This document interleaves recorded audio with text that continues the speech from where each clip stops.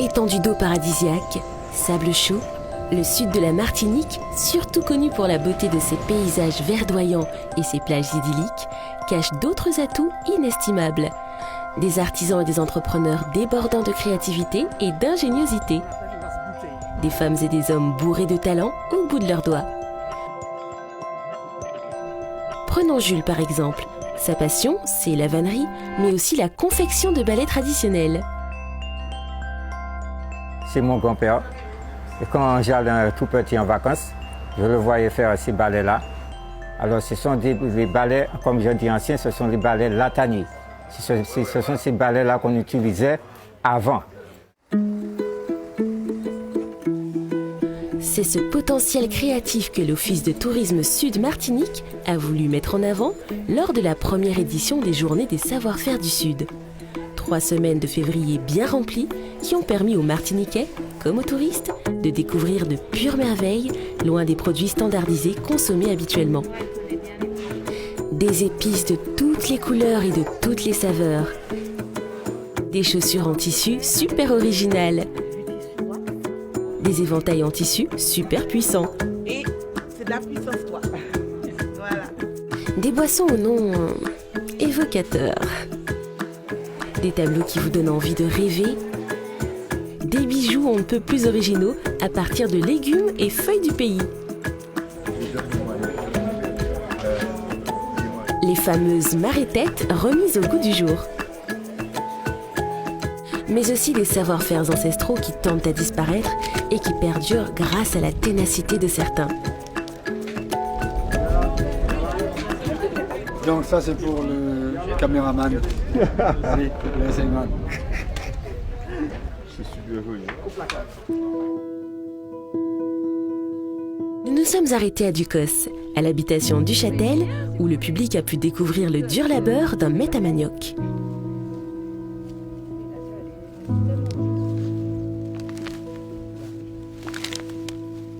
Alors cette porte ouverte est faite pour cela, pour qu'ils puissent voir qu'on peut faire autre chose. On peut faire des choses avec nos produits des terroirs. C'est vrai que le travail de maître à manioc, c'est pas facile. Pourquoi? Parce qu'il y a 22 jours de travail. Donc il y a le grattage, il y a le lavage, il y a le râpage, il y a le tamisage. Avant le tamisage, il y a le pressage, le tamisage et la cuisson. Des étapes qu'ont pu réaliser Tristan et son collègue venus se mettre dans la peau des fabricants de la farine de manioc qu'ils apprécient tant. Moi, ce que j'aime bien faire, c'est les frites de manioc. Oh là là, c'est bon ça.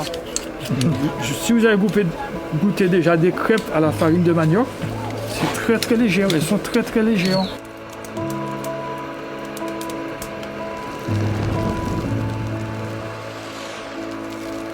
Une farine très fine qui permet la réalisation d'acras, la friture d'aliments, mais aussi la confection de pâtisseries ou encore des fameuses cassaves.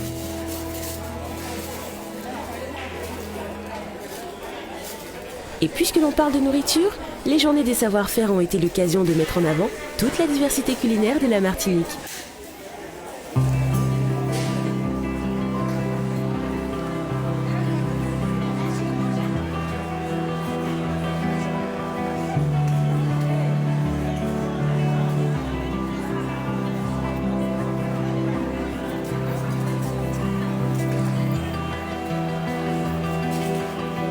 Moi, je suis chef itinérant. Je fais des ateliers de cuisine et je fais des petites productions locales uniquement à partir des produits du domaine de la bergerie. Et aujourd'hui, du coup, monsieur Marie-Louise m'a demandé de préparer de l'agneau pour pouvoir faire goûter aux clients qui vont découvrir un petit peu le domaine en cette journée un peu spéciale. Donc là, la purée de giromont, le giromont, il est rôti au four. Et pour allonger un peu la purée, j'ai utilisé justement la sauce de l'agneau. Donc il a le goût de l'agneau déjà. C'est le dernier pot. Marie-Annick, elle, a décidé de mettre la tradition culinaire en conserve. Voyons voir ça. Poulet fermier à la graisse de canard, colombo de poulet, sirop de curcuma. Appétissant tout ça. En regardant ma mère travailler, donc j'ai acquis mon savoir-faire à partir de ça. Ce que j'ai envie de faire, c'est de travailler à partir des plats traditionnels martiniquais. Séduire une clientèle martiniquaise au départ. Je choisis des produits de qualité. J'essaie d'avoir tous les produits les plus propres possibles. Donc, eau de source, je travaille avec de l'agriculture biologique ou raisonnée. Justement, les agriculteurs ont eux aussi été mis en avant lors de ces journées, car du savoir-faire et de la patience, ils en ont. C'est une vocation, donc il faut aimer l'agriculture, c'est pas dur. Dès lors qu'on aime, qu'on met son âme et ses tripes dans quelque chose, c'est pas difficile après ça se fait. Donc c'est une histoire de famille, donc de génération en génération, ça s'est perpétué, et voilà. Mais c'est vrai qu'il ne faut pas avoir peur de la pluie et du soleil non plus. S'il y en a qui ont besoin du soleil et de la pluie, ce sont les magnifiques fleurs du jardin de la montagne de Monsieur Babot. Une plongée apaisante et dépaysante à 500 mètres d'altitude. Le jardin de la montagne, on l'a créé depuis, ça nous fait 18 ans qu'on l'a créé. Ouais. Alors auparavant, c'était plus la vente, on avait des fleurs. Et après quelques années, les gens ils venaient acheter des fleurs. Et puis on a décidé de faire la visite, parce qu'eux ils voulaient faire des photos. Alors on s'est dit, bon, pourquoi pas. Et puis on a agrandi, et puis on a mis d'autres variétés de fleurs. Et puis depuis ce jour-là, on reçoit des gens, et puis on leur fait visiter, guider, expliquer et tout. Une visite qui permet de découvrir des plantes méconnues du public, mais aussi venues d'ailleurs, telles que le fameux papyrus pouvant atteindre 3 mètres de haut. On a de la cannelle, on a du bois d'Inde, du curcuma, on a le guajilote, la papaye, les perles de Zanzibar, les graines de réclus et puis les cornichons. Et puis aussi on a du café. On a un peu tout, hein. Ouais. Une nature pleine de couleurs qu'auraient certainement apprécié les abeilles d'Angélique à quelques kilomètres de là. Vous allez voir qu'il y a une particularité. Alors ce miel avec lequel on a eu la médaille d'argent, ça fait 3 ans la forme de parole. La miellerie est née d'une passion, donc celle de mon père. Donc ça fait déjà une 30aine d'années qu'elle existe. Et moi, quand j'ai regagné la Martinique, je me suis rendu compte qu'il y avait beaucoup de boulot et j'ai emboîté le pas. Donc, au niveau de notre production, nous sommes présents un peu partout sur l'île. Hein. Nous avons des ruches aussi bien dans le sud, mais aussi dans le nord. C'est un choix, puisque ça nous permet quand même de pouvoir présenter à nos consommateurs, à nos clients, un panel en termes de saveurs qui laisse une belle liberté hein, pour pouvoir choisir. D'ailleurs, un embarras de choix. Voilà.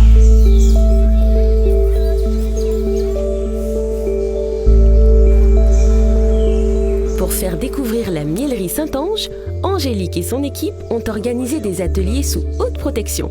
Occasion unique de voir l'organisation magistrale d'un rucher avec sa reine, ses faux bourdons, mais aussi de visiter l'atelier d'extraction permettant la mise en bouteille du miel. La reine, elle a une tache jaune sur la tête. Et ici,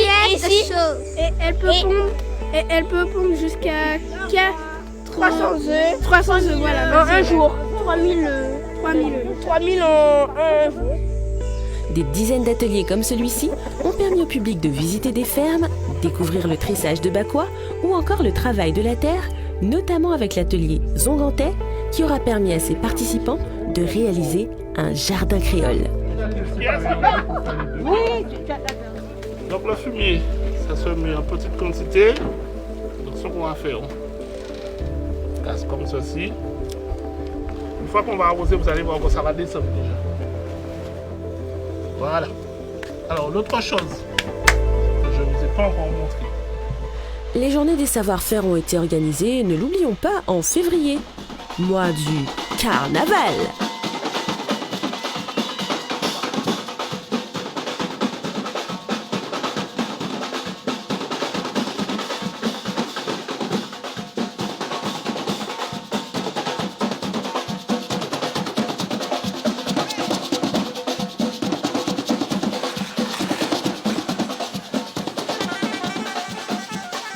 Nos reines et mini-reines du Sud ont donc naturellement été mises à l'honneur et à travers cela, le savoir-faire des créatrices couturières et maquilleuses, toutes débordantes d'imagination.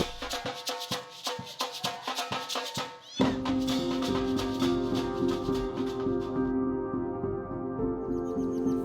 vais le tracer là. Je vais le tracer Ces journées ont également permis de découvrir des artisans talentueux tels que Luciano, un passionné de bois, de bambou, de calebasse et de cuir de bœuf et d'iguane. Si, vous avez bien entendu. Il passe des heures dans son magnifique atelier à Rivière-Pilote à confectionner tout type d'objets, de la lumière au portefeuille en passant par le bar à bouteilles. C'est des pièces uniques faites à partir de notre matière locale de chez nous, quoi. Ouais, voilà un petit trophée en bois de mahogany avec du sable. Donc, alors ça représente le logo de la ville de Rivière-Pilote. Et un travail comme ça, il faut compter à peu près 15 jours à 22 jours. Et c'est avec la même patience que Jacqueline travaille sa matière de prédilection, l'argile. Alors, ma passion vient depuis toute petite. J'ai toujours aimé travailler la matière, en fait, tout ce qui est artisanat. Et donc, j'ai fait mes débuts à l'atelier de poterie au CERMAC. Et puis, après, je suis partie faire des stages un petit peu dans la Caraïbe, on va dire, aussi en métropole, pour voir ce qui se passait ailleurs. Mon but, c'est de valoriser tout ce que nous avons chez nous. C'est des petits métiers d'avant qu'on ne retrouve plus. Donc, je mets tout ça en argile, de façon à ce que nos jeunes, les enfants puissent savoir ce qui se passait avant, les métiers d'avant.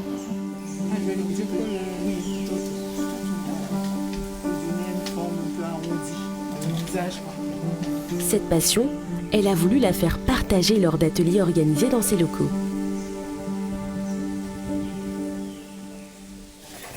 Alors on a une formatrice qui est très patiente et vraiment elle nous explique bien comment il faut faire la preuve. Mon soleil, c'est la première fois que je fais un soleil. Apparemment il est pas mal.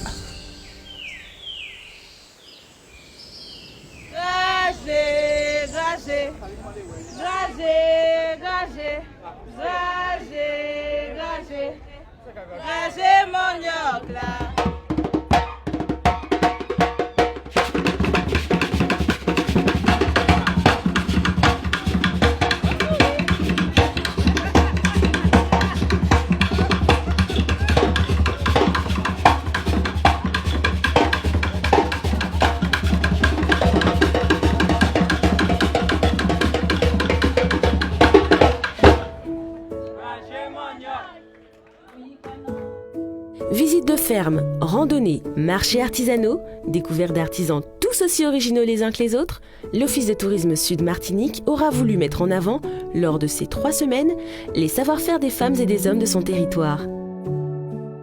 Les journées du savoir-faire du Sud ont reçu un accueil très favorable tant de la part du public, donc les Martiniquais mais aussi les touristes, mais que de la part des exploitants et des artisans.